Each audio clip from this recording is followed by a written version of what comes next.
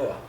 And the reason they are able to say that is because when Obama took over, there was a crash in '08.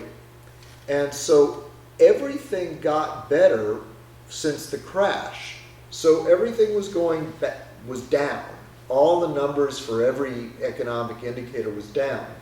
And then inevitably, because the economy didn't keep crashing, it had to start going up.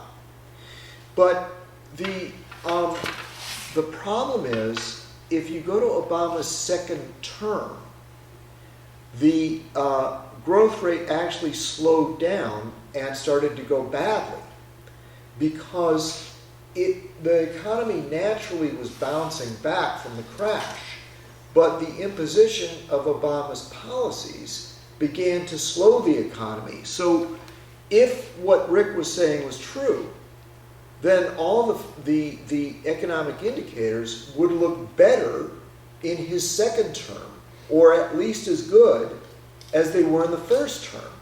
But that's not true. If you look at the numbers, it turns out that the Obama economy only looked good in the first term because it was recovering from how badly it was when he took over. In the second term, it slowed down and started to do badly. So what happened is the Wall Street Journal wrote an article called A Tale of Two Economies. And they came out this week. If you don't have the Wall Street Journal, you can see an expose on it on the Dan Bongino show of 7/5/2019. And in that discussion, Bongino and the Wall Street Journal point out that not only is the economy, that the Obama economy was going up, then it went down in his second term in real growth, quarterly GNP. Then it starts to go up again in Trump after about a year after the Trump policies begin to take effect. It starts going up again, and not only does it go up, but it goes up faster. It goes up faster, so it turns out that the growth rate is not only better than Obama, it's faster. So it can't be the same thing as Obama. It's actually exceeding Obama's growth rate. And the way they know this is that the actual income of Americans is better and getting better faster than it was under Obama in Obama's second term, which is the only term you can really evaluate Obama's policies from. So that's the first thing. What do you got there? No, I okay. Wall Street Journal, opinion, faster growth, rising incomes. Now you can see. I can't see very well because my eyes are old. But, okay. So this is the growth under Trump. So it's not the same growth rate, it's a higher growth rate. You're looking at, why does it take, are these industrial states? They're just a variety of different states, Rick. Well, hold on. So selected states. So yeah, but the growth rate holds true nationally. Here's the U.S. national rate. So the growth rate is faster than it would be under Obama. If it was worse than under Obama, or just the same, then the dark blue line would be the same as the light blue line. Do you see that? But as you can see, the growth rate is higher under Trump. It's high. That means it's higher and faster. Okay? Now, the second statistic... Let me see. Hold on, I get to say some words. Poor little guy. He needs to save himself. Go ahead. So, I mean, this is a pretty decent argument where... Wait a minute. There's no way that the growth rate... Wait, on the second term of the first 9 quarters of the... Wait, can I shrink this down? How do you shrink it down? All right, comp. Oh, shoot. All right, no, that's fine. I can still read it. No, but it's going to... I had to stop it. Okay. All right, okay. All right, so there's no... I don't know. I mean, when I was growing up, there was a famous book called How to Lie with Statistics. So we must all be lying. No, Wall but Street Journal, I Gamma, Gina. I'm lying right now because I'm just a partisan. The economy's not doing well. No, the economy's doing Don't worry. Trump's bad. Orange man bad. Yeah, Trump's, I mean, There's another statistic. but hold on, I get to say something. Let me look at the frickin' thing even started. So, according to this chart, growth for the U.S. as a whole, Well, Rick looks at that. per capita income growth Yeah. across the U.S. was at just under 2.5% annually in Obama's second term, and is at roughly 3.7, so more than 40% higher rate of growth in per capita income under the 2.5 years of Trump than under the last 4 years of Obama. And all right, There's more. all right. There's more.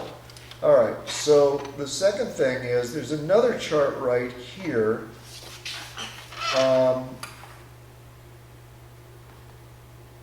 And this chart is hourly earnings growth. And what this says is it actually divides the economy into 5 or 6 major important segments. Okay, so mining, construction, manufacturing, private services, retail, transportation, leisure, and hospitality. So in all of these 7 major economic indicators, the Trump economy is resoundingly better than the economy under Obama. It's not the same growth rate. It's actually almost double in every economic category. Well, The point is, those are job sectors. Those aren't economic categories. well, they're jobs that people take, all right? And so if these things are going well, it means that the economy is going well. Now, Well, the for point- instance- Wait, the point I'm trying to make is, again, if it was the same as Trump or worse, then the blue line would be the same as the dark blue and the light blue line would be the same. But in every category, Trump's economy is exceeding the Obama economy. And now you can look at it, right? Yeah. All right. So there's a little bit of apples and oranges because this compares earnings growth on a national, and these are sectors within the economy. But like Those some are of- like the critical sectors. No, like for instance, mining is not a critical sector because there are only 50,000 people employed in, say, coal mining. I don't know how many overall, but But there's huge amounts of people mining other things, like all kinds of chemicals that come out of the earth. It's not just coal. uh, But wait, before you say anything, I just want to say that I know for a fact that the 3 biggest industries in the United States are manufacturing, construction, and farming. Okay? So the only thing not on this It's is farming, farming. yeah. But there's mining, construction, manufacturing, private services. retail, transportation, leisure. And in every one of those, Trump's economy is exceeding the rate and the actual numbers of Obama. But because you're a Democrat, orange man bad, No, gotta hate him. no, that's not. Look at all the good, and wait, there's more. No, hold on, because you can't just filibuster. Well- So fucking hold on. The one thing I would say is that there's a little bit of apples and oranges because you're comparing the first 29 months of Trump to the last 48 months. So you're only of Obama. So there's a thing called reversion to the mean, which is it's easier to do well over a short run than over a longer run. And Trump's run of 29 months is only 60% as long as Obama's run of 48 months that are being compared. So that's one thing that's a little bit still. I mean, this is a semi-big deal. And there's more. It also turns out, for about 2 years now, Rick's been trying to convince me that Trump is a racist. Well, if you go further in the article, and I think then we'll have to move on, it shows how black people and Hispanics are making more money than ever before. So not only are they getting jobs more than they did under Obama, but the jobs are paying more. So my feeling is this, and this is one of the fascinating things about this whole racism charge. I always thought that if you were a racist, you actually had to do something to be a racist. I will take a racist that improves the economy for black people over a guy that somehow seems like he loves black people and ruins the economy for blacks. I'll let In other that words- stand. Okay, thank you. All right, let's move on to the next thing. Though, I gotta say, fucking concentration camps and women drinking out of the toilets on the border. Just because, I mean, it's not all fucking, pineapple upside down cake under Trump. All right, then All right, let so me respond to that. Let Okay. me respond to that. I've also noticed this. I have Democrat friends, and for the past 2 weeks, ABC, CBS, CNN have done 24/7 children in cages. So while Republicans are dealing with Trump meeting in Korea, the economy, more on the scandals with the Clintons and more on our relations with Russia. He met with Russia. He's dealing with Mexico, negotiating with all these places. While we're dealing with real issues, the Democrats are being fed a steady stream. And this is one other reason that the soccer team probably hates Orange Man. They're getting a steady stream 24/7 of children in cages, children in cages, children in cages.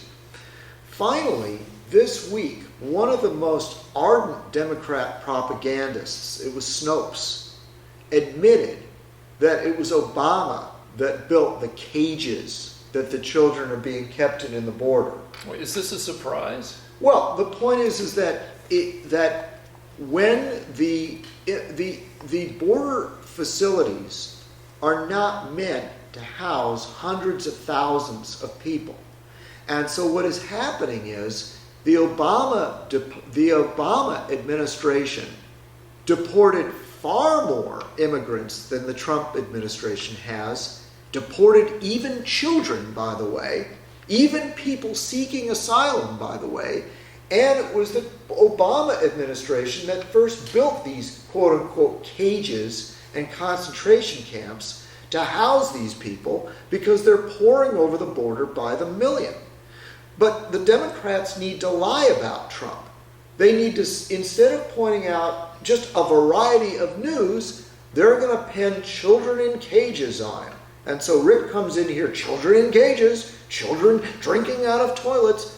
So anyway, I just want you to be aware of that. I'm sure that Trump actually tried to get a bill through Congress to authorize hundreds of millions, I believe, in funding to ease the crisis on the border with humanitarian aid. And who voted against it? Democrats. So that's my response to children in cages, Rick. All right. So, Just one last thing related to that, Rick and Lance, and if you can just elaborate both of you. So wouldn't you say, Lance, at least AOC finally brought to attention the fact that there is a crisis at the border with what's going on. AOC was the one that went to the border and finally brought into light that there is a crisis at the border. Well, Rick? we've known we know that Obama deported a lot of people. That was no secret. We know that he built a lot of the structures. I would argue, and I don't know the details, but that a lot of Trump policies have served to exacerbate. Now, there are a lot of people trying to come over the border, but the Trump policies have exacerbated the overcrowding because they weren't this crowded under Obama. Do you thank AOC? Don't help me. No, I'm just. Now, what are you asking? Just don't help me. Don't I'm help me. not help. What I'm saying is that AOC finally brought to light the fact that there is actually an emergency situation at the border with. She went in there and she cried and all that. No, she just went down there. But like people have been going down there for months and probably years, and probably went down there under Obama. So it's not like AOC made some huge discovery. But now everybody's talking about it thanks to her. Would you say? I mean, I'm just saying it's a plus. Yeah, I mean, all right. There was one more thing that happened. We should probably talk about. Wait, I can respond. Yeah, to go that. ahead. Go ahead. Okay, it seems like that's petering out. So let me just say that for months, I heard the Democrats say there is no crisis on the border. It's a manufactured crisis. Well, we could. So, in other words, when you can go to the internet and you can see Pelosi and Schumer saying that Trump's a liar. He's a liar. He's manufacturing a crisis. And now it turns out, well, guess what, guys? I guess Trump was right. I guess there is a crisis. Why is it that the Democrats have to win by lying? Why don't they just pick subjects where this is where they stand? These are the facts, and this is how it is. We want third trimester abortion. Well, that's horse crap. We want a path to legal citizenship for anybody coming over the border. And there were Democrat candidates saying that. There were Democrat candidates saying in that debate that if they come here, we want to legalize them. We want to make them American citizens. And that leads to an open border. And that, more than anything Trump has even imagined, is what is causing the crisis on the border. It's Democrats saying, we will give you American citizenship. Nah, all right. I mean, it's a lot of things. That could be part of it, but part of it is horrible conditions in the countries they're from. And it's a combination of things. It's a combination of a lot of people trying to cross the border or come into the country or apply for asylum, and it's policy.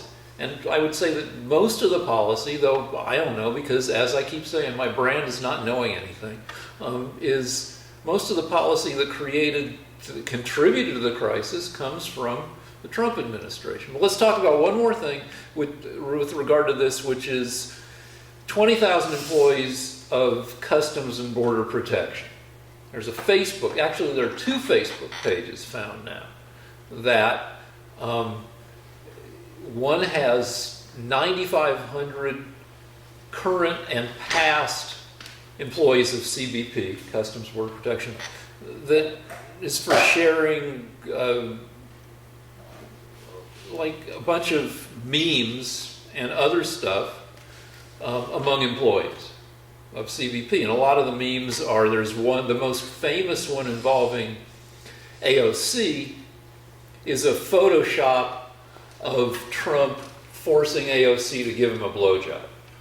And there are a bunch of racist memes and others, and it's a bunch of stuff that the head of CBP says is unacceptable. And it reflects perhaps some institutional racism. I'm sure that not every employee of CBP is a racist. And I'm sure you can put up, I mean, I do dumb tweets every day, and it doesn't, but you know, that this stuff is being shared among the, anyway, it's not great. It's not a good look. It's not, and it reinforces shitty attitudes among the CBP people. Okay, I have two responses.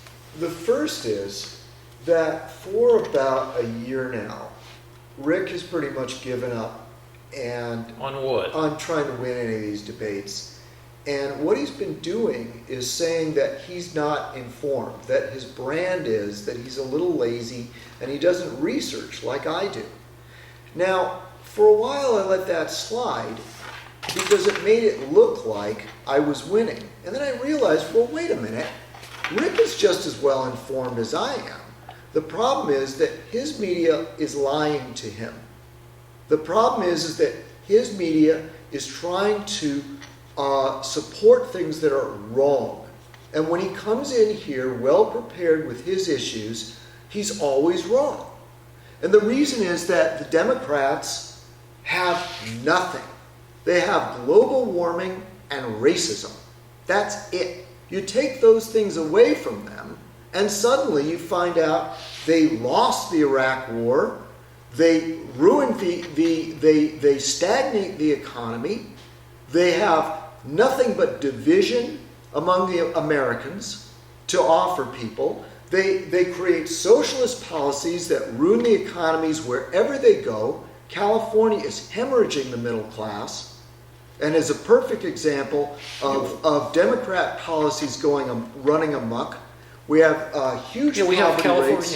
has too many rich people because it's so easy to get rich here. Yeah, and what happens is the Democrats brought at least 3 million illegal aliens into the state, which ruined the economy for the blue-collar workers.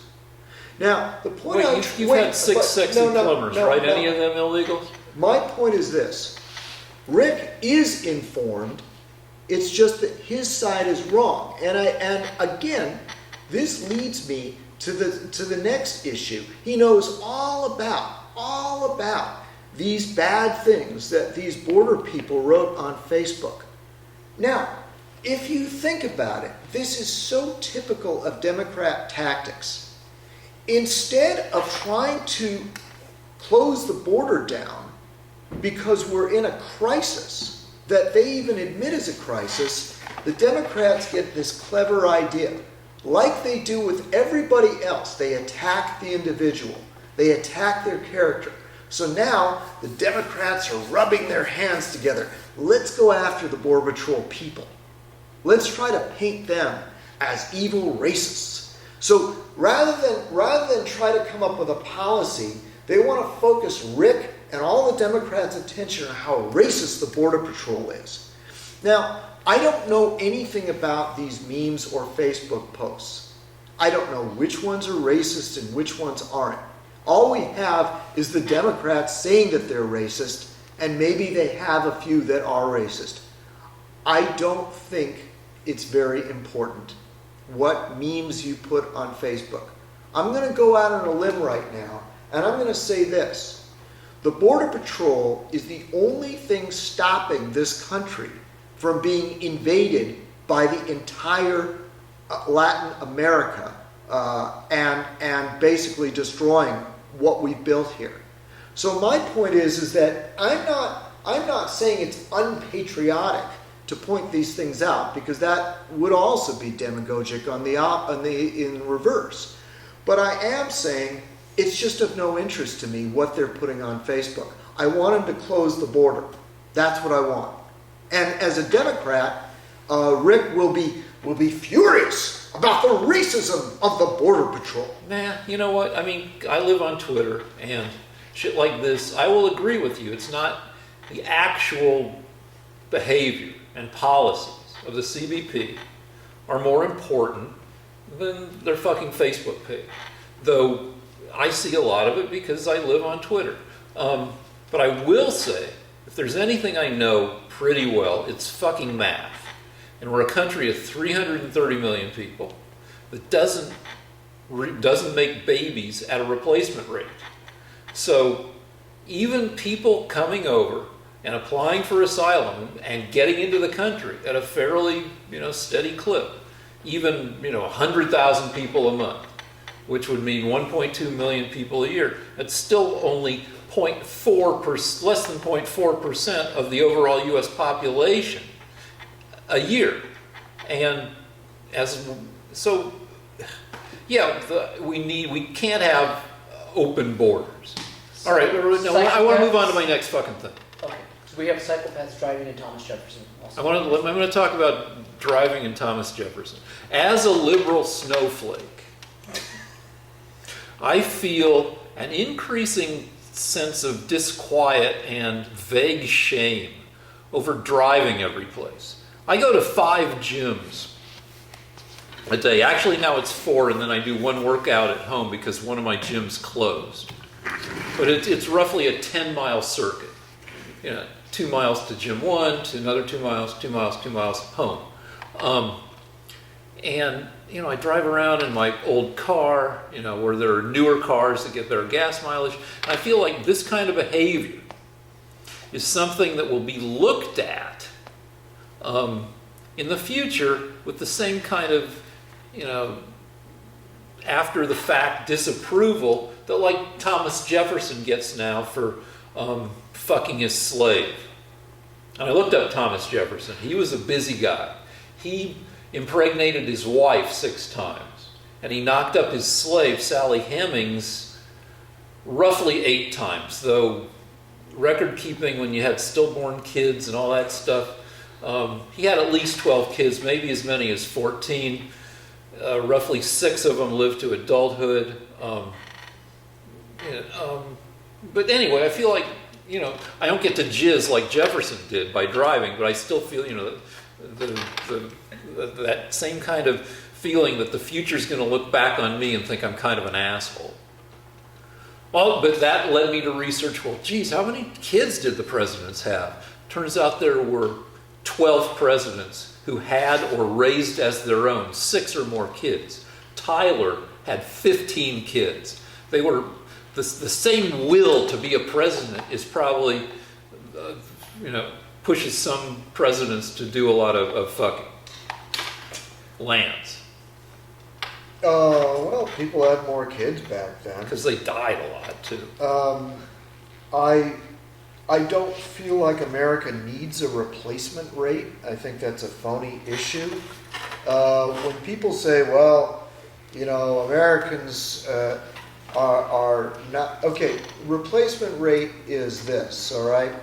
In France, in all of Europe, the European couples are having kids at like 1.3, 1.4, 1.2, depending on the country. Per couple. Yeah, and so what that means is the white Europeans are not replacing themselves. The Muslims are having 5 kids per family. So and many of those Muslims are have 4 wives because they're allowed to. So that's why the replacement rate in Europe looks like Europe's going to become an Islamic continent, but Islamic region. The United States, the replacement rate for native-borns, people that are the traditional Americans, is less than 2, meaning that we won't replace ourselves. Our population is going down slightly. Don't interrupt me. No, don't interrupt me. People still don't interrupt me. However, the replacement rate for the Hispanics that are coming over the border is higher than 2. So because of our massive immigration since the 70s, and because Hispanics continue to have more kids per couple, the United States population keeps increasing and is becoming browner. But my argument is there is no reason that the U.S. has to worry about its replacement rate. If we went from 330 million down to 290 million, it wouldn't matter. There's nothing good, there's no value to that. As a matter of fact, Japan's replacement rate is one of the lowest in the world, and they don't care. So what? So you have fewer people in Japan. Okay, so there's some arguments to be made. So, yeah, the replacement rate isn't overly important, but it does indicate we've got room for people. And often the replacement rate is an indicator of bad shit happening, not a cause of bad shit happening. The replacement rate in Japan, well, and particularly in Russia, the decline in Russia's population, which means a shitty replacement rate, is because Russia's shitty in a lot of ways. And Japan's replacement rate was bad because they had a crap economy. They had a recession that lasted, 10, 15 years. And it wasn't that they weren't getting enough people making babies. It was that the other conditions were kind of causing the babies not to be made. But yeah, it doesn't matter if we go from 330 to 290, neither does it matter that we go from 330 million people to 340 million. We're a big country, and it's not critical that we don't let in 1 or 2, million brown people. Just wanted to say that the important thing for the Democrats is that extra 10 million people coming in from below the border. They vote when they become American citizens 80% Democrat. So that's why this issue of the replacement rate is so important. Rick doesn't care if they're an extra 10 million because he knows that 80%, or at least the Democrats at the top know, that just means that they're going to tip the election so that the Republicans will never win another election. Whereas you guys are panicking because demographic trends point in that direction. That's right, and I don't believe that if your party is unable to convince Americans that they're the best leader, that they should be looking around the third world to try to find poor people that they can bring in so that they can get elected. To me, if you are a patriotic American party, you try to bring your case to the American people. You don't look around and say, we could get people from Africa to vote for us. That'd be great. Let's get as many immigrants in here as we can so that we can get elected. We have different ideas. And by the way, the 80% Democrat figure goes for people from Norway, Ireland, whatever country in the world people come from. Unless it's an outlier, they usually vote Democrat. So the Democrats love immigrants because they can't convince Americans to vote for them. Okay. One more thing, which is, I saw Booksmart, so did you. You didn't like it. Right. Why? And I had reasons I liked it and didn't like it. Let's see if they agree or don't agree. Is this a spoiler alert, or let people know? We're not going to give away plot points. Okay. All right. There is a theory that everything in America has become politicized, including the reviews on the movies. Now, I used to be able to trust Rotten Tomatoes, that when Rotten Tomatoes gave something anything over 90% was going to be a great film. And I read an article saying, no, that's not true. Rotten Tomatoes has actually become politicized. I couldn't believe it. So I went and I saw Booksmart, which got over 90%, and it turned out that it was a lousy teen movie about teenagers getting drunk and having sex, which was completely unimaginative and predictable. But I thought to myself, why did Rotten Tomatoes give it an over 90%? And of course, it's because the main characters, the heroes, are 1, lesbian, and 2, one of them, her hero is Ginsburg. She wants to be a successor to Justice Ginsburg, who is a liberal left-wing Supreme Court justice. So that little factor, the lesbianism, the social justice warrior kind of taint to the film, was what got him to 95%. The rest of the film was, as I say, unimaginative, teen getting laid comedy. Okay, so Booksmart was written by 4 women and directed by a woman. And it has a lot of similarities between Superbad, which starred Jonah Hill, among other people, and Booksmart's... Michael Cera? Cera, yeah. Cera? Oh, yeah. And... not Michael. Go ahead. Booksmart stars Jonah Hill's sister in a similar role. 2 girls who decide they need to have some fun while they're still in high school, and it follows them through their night of trying really hard to have a bunch of stuff happen, party-wise. And yeah, it does a lot of stuff that other high school movies do, though people found it refreshing, and I found it enjoyable that it's 2 girls this time instead of 2 guys. What I found unrealistic, and what I kind of find unrealistic about today's high school comedies, Netflix does a lot of them. They're cheap to make. You rent a high school, you get a bunch of extras of roughly the right age, and anyway, Um, the engine for high school comedies is social panic, I believe. I certainly had, I and my friends, we all had a lot of social panic. Well, no, I had some friends who were chill, but the nerdy ones of us, or borderline nerdy, we panicked all the time. We were very worried and super frustrated. We would never get a girlfriend. And every day, all day, when we weren't sitting in class, and even sometimes when we were in between classes, cafeteria, after school, was all just fucking freaking out because we weren't as popular as we wanted to be.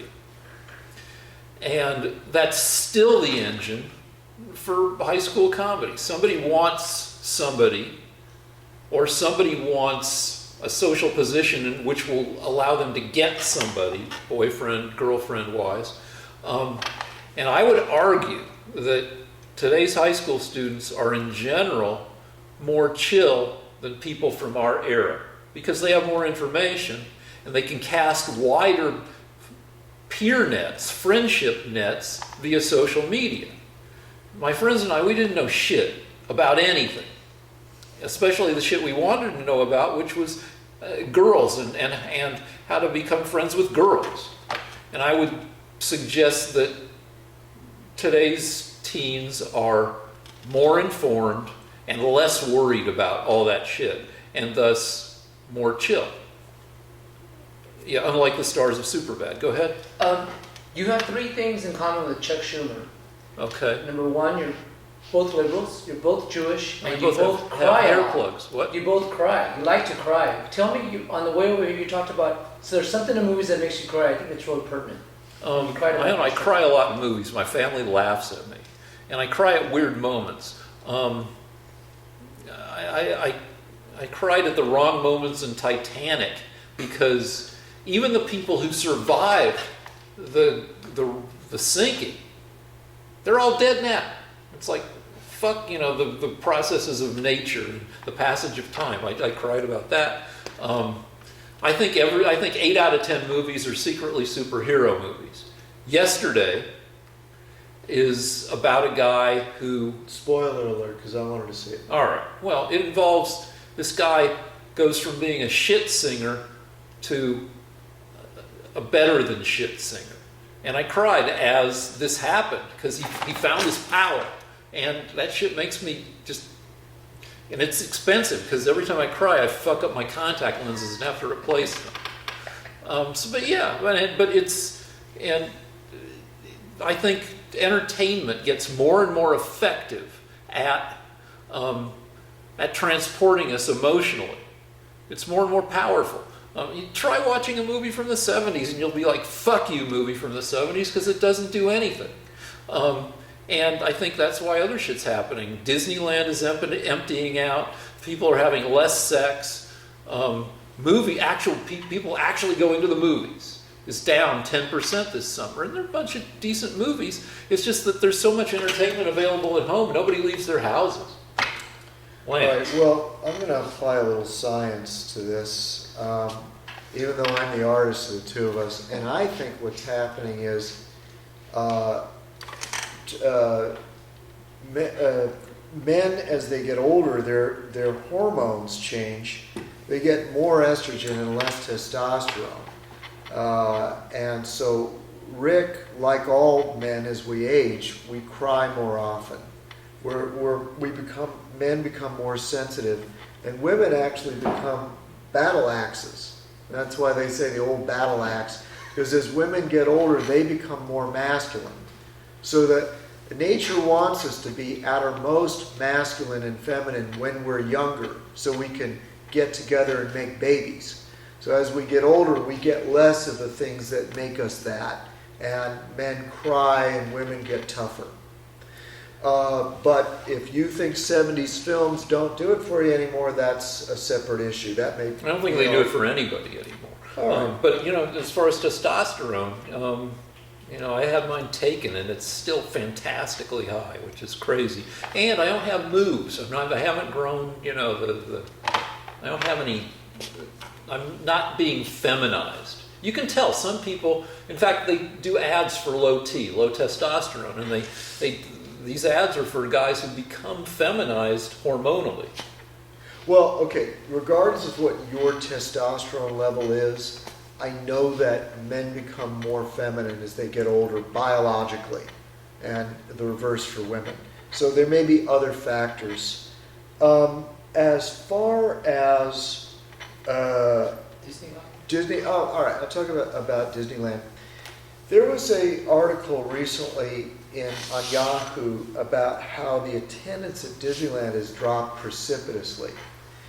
Now, there are two reasons for this. The first is that they're speculating on why. And the reason it's significant is that they just opened the Star Wars land. And so they were expecting a massive increase. And it turns out it's the reverse. It's the quietest Disneyland's been for years. Now, I read the article, no one's really sure why, but I read 250 comments. And of those 250, 5 or 6 of them said, well, don't worry, it'll be back up. People are just, don't want to be, they're afraid that the crowds for Star Wars will be too big. And so what if Disneyland raised their ticket prices? Who cares? It'll just make it quieter, because they keep doing that. The other 243 said this. One, Disneyland raised their ticket prices, so at this point, no one can afford to go. Unless you're rich, you can't go to Disneyland. But 2, repeatedly, over and over again, people said, we are tired of the social justice warrior shit that Disney is shoving down our throats. Now, for a while, I thought I was just an old Republican crank. But it turns out, nope. There are about 200 people, just in this one article alone, that agreed with me. That you can actually smell a kind of SJW stink when you're at Disney and at Disneyland. And especially when you're watching the Star Wars films. So, you can argue why the Star Wars films are so bad since Disney took them over. Some people say, well, the characters are badly drawn and this and that, but you cannot deny that the themes of the Star Wars films are completely social justice warrior Democrat. And people on the internet were actually saying, doesn't Disney realize that half the country are conservative? Are they only making movies for the Democrats? And of course, as I've delineated many times, it's found its way into the parks as well, especially Disneyland. You can see little aspects of social justice things going on, reminding you that you're in now a theme park controlled by the Democrats. How many times have you been there, would you say, Lance, just to qualify? In my life? Yes. Hundreds. So, But I haven't been there for 2 years because I can't afford to go and because they got rid of all the rock bands. so I'd agree with you that namby-pambiness is a problem with the Star Wars films, but there's a number of other problems. There is a. But I would ask you, where did you read the article? It was on Yahoo. Okay. And these were... Linked through, was there a conservative website at all associated? No, actually it was just in fact, I was kind of impressed because Yahoo is notoriously left-wing. And they simply wrote an article saying, yeah, attendance is down at Disneyland, we're trying to figure out why. What I was responding to was the 250 comments, just random people writing in saying, I am sick and tired of this SJW crap. I would argue that people who are sick of SJW crap are more likely to write comments. People are tweeting that they're only waiting for rides like 5-10 minutes. Yeah. And actually, I would like to point out Now, in this, I don't care what people think of me, but Disneyland is the company that has the most gay people in management and executive positions. This was proven by a survey of businesses. And what they've done is, for Disneyland, Gay Pride Month, which is what this month is an even more obsessive time. So there are gay pride products that you can buy from one end of Disneyland to the other. Now, you can love homosexuality, you can be indifferent to it as I am, or you can hate it. I don't care. My point is this. I've been going to Knott's Berry Farm, where somehow they have a theme park that doesn't have anything to do with gay pride. Why Disneyland has to have hundreds of gay pride products everywhere is beyond me. And I think a lot of people are rightly suggesting that the Disneyland Charter forbids them from bringing any kind of social or political movement to the park. You can read that. I can't form a rally of Republican Jews at Disneyland. We'll be kicked out by security. So why Disneyland is embracing Gay Pride Month with this kind of obsessive zeal I see nowhere else in society, no other business, is beyond me. And as I say, a lot of people are finding that Knott's Berry Farm is a tenth of the price and for some reason manages to keep their noses out of political issues. So like you can get rainbow Mickey ears if you want? You can get every conceivable Disney product in rainbow. They've changed the foods. They've got a whole store. One store is devoted to gay pride products. Wait a second, you haven't been to Disneyland in 2 years.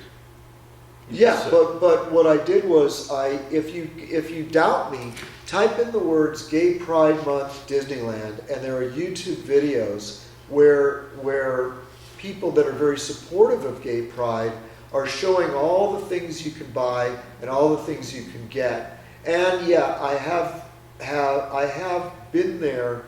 I was there recently because I got a free ticket, and the employees have told me that they've never seen anything like it. And they pointed out things to me, places you can go, and it's just I don't know. I don't think it's good for business.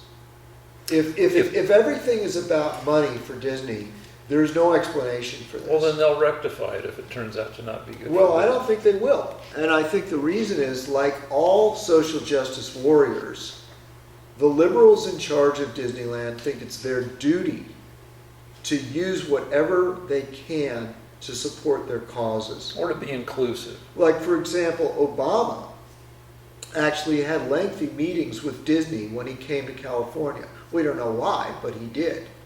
So they are definitely using their company to support liberal causes.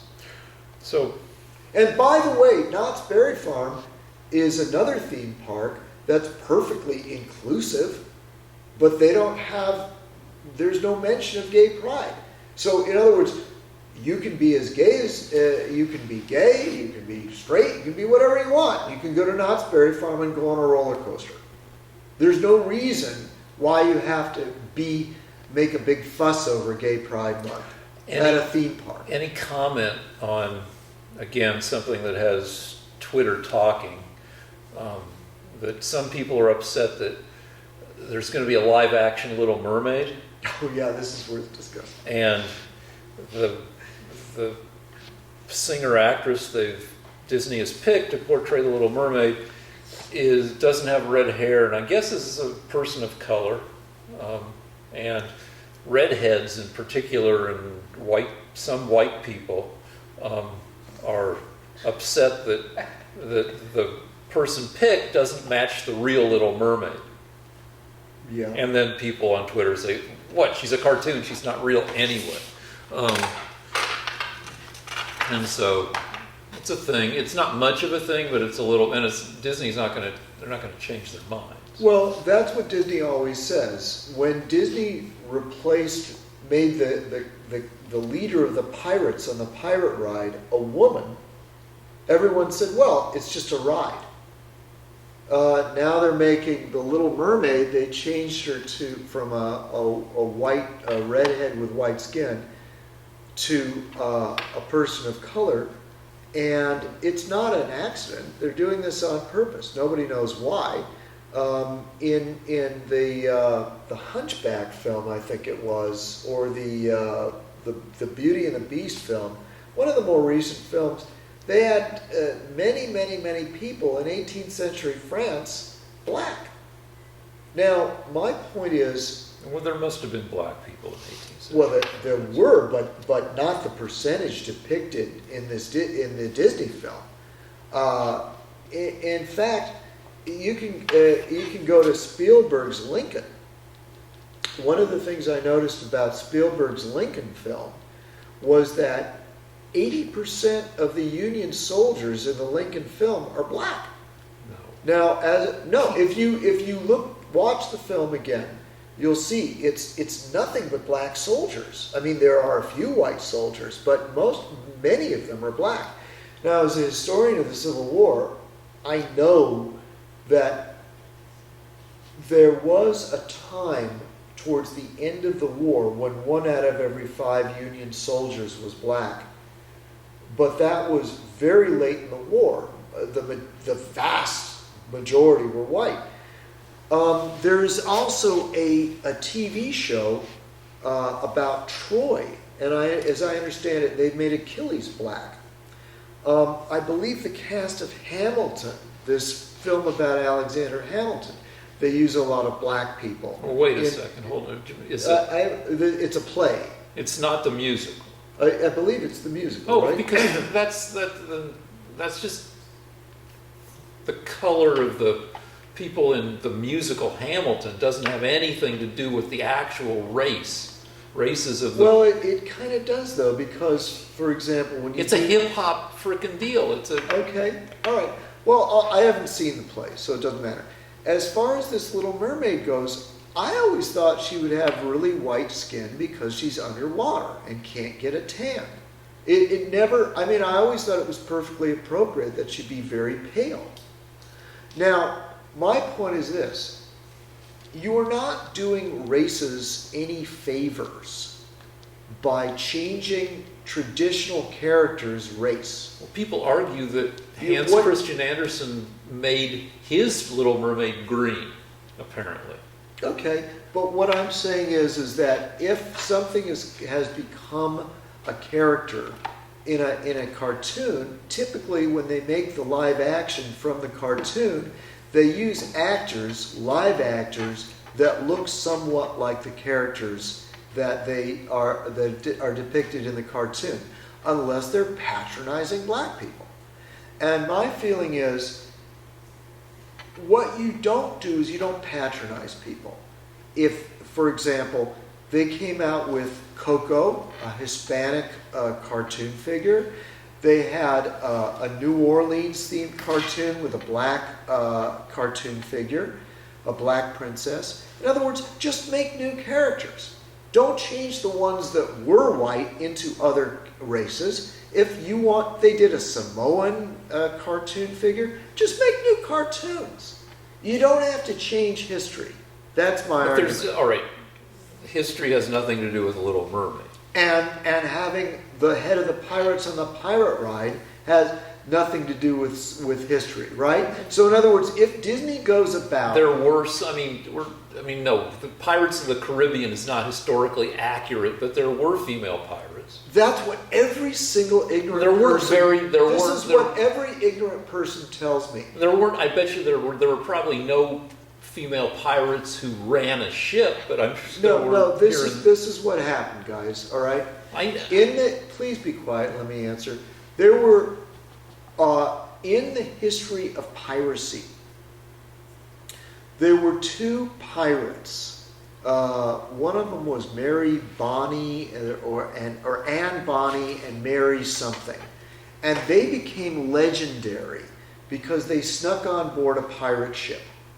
And so as a result, every Democrat and every Disney fan knows that there were female pirates. It was 2 out of hundreds of thousands. Okay? And then everyone knows that there was a female pirate that was the head of a fleet in China. Okay? But my point is that if you keep saying, oh, it's only a ride, it's only a cartoon, it's only a movie, then basically what you're doing is you're letting Disney patronize all kinds of people and change the past into some sort of social justice warriors fantasy of what it should have been. Well, didn't pirates mostly kill people? The women on pirate ships, what the truth is, they took a ship. Okay, there's a famous, one of the most famous ships that was taken. A lot of people don't know this, but the pirates operated in the West Indies, mainly the Caribbean, and piracy actually began in the Indian Ocean. Because what happened was the Indian ships from India were heavily laden with treasure. And the Europeans figured that out. And they also figured out that they were lightly guarded. And that even when they were well guarded, the troops would often not fight back for God knows what reason. So the pirates actually became extremely wealthy by taking over Indian vessels from India. And typically, the pirates' contact with women was 3 ways. The first was the great raping of all the Indian women on these boats that were the Indian aristocracy, who would attempt to kill themselves in famous incidents to avoid being raped by pirates. The second was that pirates and the British Navy, and all navies, would bring their own families and prostitutes on board when the ships were in port. So when the ships were in port, they basically had orgies on those ships. The third way that pirates encountered women were Madagascar was founded. The country of Madagascar was a pirate colony. It was actually founded by pirates. Now there were indigenous people there, Madagascans that were related to the Africans, but the initial, but what created the state was Madagascar was a pirate colony, and they actually brought women there who were mainly prostitutes. And what happened was, because Madagascar was basically a pirate colony, it devolved into complete chaos and anarchy. But the idea that Disney has of, oh, we'll make the woman the head of the pirates, it's just more SJW that is driving everybody nuts. Yeah, but Pirates of the Caribbean, I mean, has always been inaccurate in that pirates did killing and raping and that's what they do. When they first made the ride, it was a very racy ride. But it wasn't a murdery ride. No, they murder people, and it was not a particularly it was not a PC ride.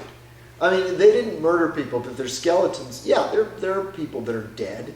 Yeah. There are people with swords in them. So it's the initial ride. Yeah, but one of the initial beauties of Disneyland is that it had hard truths. It did have realistic things depicted. It didn't feature the murder of innocents.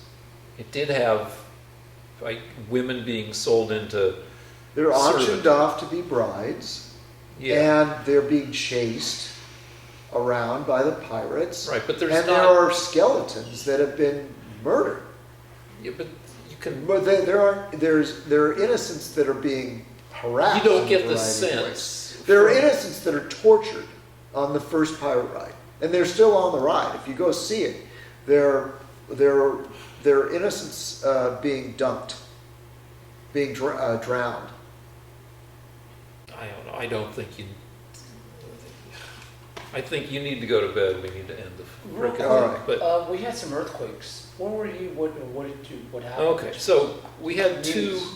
distant, or the farther you are from the epicenter, all right, the way California earthquakes work, there are various kinds of faults. We have slip strike earthquakes, where the coast of California is moving northward at an inch or two a year, a centimeter or two a year, but not evenly. The faults slide past each other, but then they lock to each other, and pressure, I don't want to go into plate tectonics, but the Pacific Ocean is this big plate that's pushing northward against the North American plate.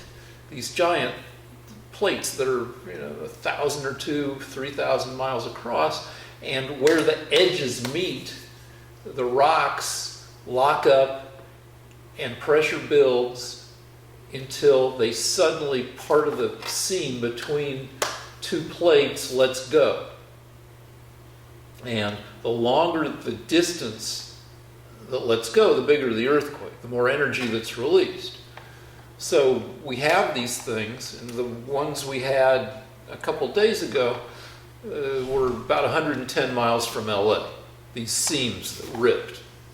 And that's a good distance for an earthquake to travel. So by the time they got to LA, the shaking was gentle, and it took a long time because the various types of waves spread out.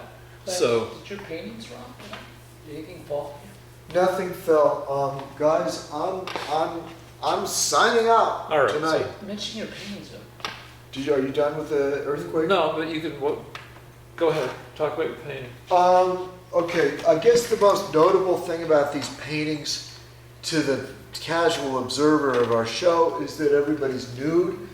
The reason they're nude is because Michelangelo first figured out that if you want something to be universal and timeless, taking people's clothes off puts things on a higher level. It will mean more to people than if you gave them clothing in the style of the day that they're living in. So as a result, I try to use either bland clothing or full nudity. I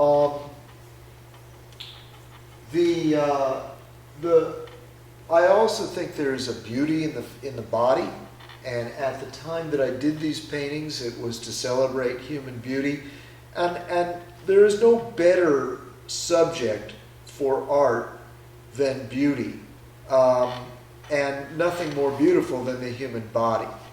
So now that's not to say that all art has to be meaningless decoration, and you can get syrupy about the beauty. You can overdo it on the beauty, but I think that there's nothing to be shocked about that I've depicted the human body. That's what oil paint was designed for. Each of the paintings has a different purpose, a different meaning. There are 4 small portraits that should be within the camera view. They were done as demonstrations for art classes while audiences watched me.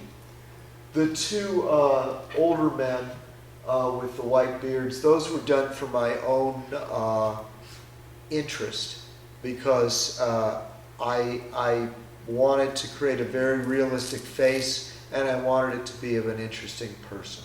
And that's all I have to say about the art. I'm going to sign off because in LA it's really late. This guy's a Rhodes Scholar, right? Yeah, this guy was extremely intelligent and an avid athlete. So he's a Rhodes Scholar like Clinton was. And Rachel Maddow and Pete Buttigieg.